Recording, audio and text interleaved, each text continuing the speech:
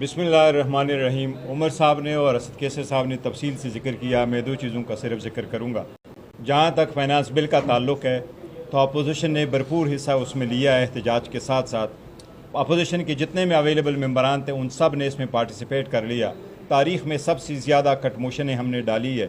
जब कटमोशन आ जाते हैं तो मुताल्लिका मिनिस्ट्री का ये हक़ है, ये फ़र्ज़ है मिनिस्ट्री का कि उसका जवाब दे दे। किसी एक कटमोशन का जवाब नहीं आया था असम्बली पे। इसी तरीके से अगर हमने कमेंट वो डाल दिए थे इस्लाह में कि जी हमने उसमें से अमेंडमेंट डाली थी, इस मरतबा जितने अमेंडमेंट है हमने डाली है, कभी इतनी ज़्यादा अमेंडमेंट नहीं आई थी और सही अमेंडमेंट डाली थी हमने। उनको वो भी हाईलाइट किया था कि जो लॉ में आप चेंजेस कर रहे थे वो कॉन्स्टिट्यूशनली भी नहीं हो सकते। जिस तरीके से इस्लाह में ये सुप्रीम कोर्ट की जजमेंट्स को भी ख़त्म कर रहे हैं, नए लोगों को भी अपॉइंट कर रहे हैं और नया तरीक़ेकार जो उन्होंने अडाप्ट करवाया है, ये सारा इसके ख़िलाफ़ इस पर कुछ नहीं आया।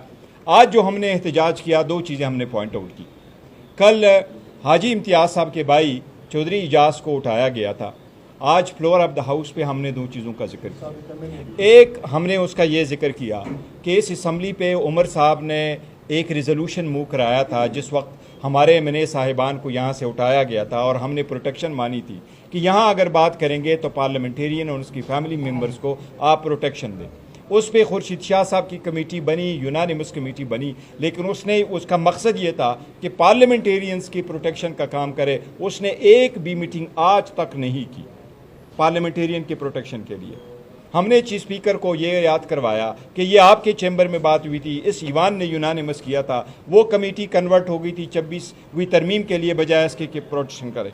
दूसरा, उसको हमने कहा कि फ्लोर ऑफ द हाउस पे वज़ीर-ए-आज़म से हमने मुतालबा किया कि सुप्रीम कोर्ट ने ये एक ऑर्डर पास करके वज़ीर-ए-आज़म ऑफिस से ये अंडरटेकिंग मांगी थी कि आइंदा सुप्रीम कोर्ट को एक अंडरटेकिंग अटार्नी जनरल के ऑफिस से वज़ीर-ए-आज़म जमा कराए कि आइंदा किसी को घर से उठाया नहीं जाएगा माँ सिवाय उसके कि वो FIR में पुलिस वाले उठाए।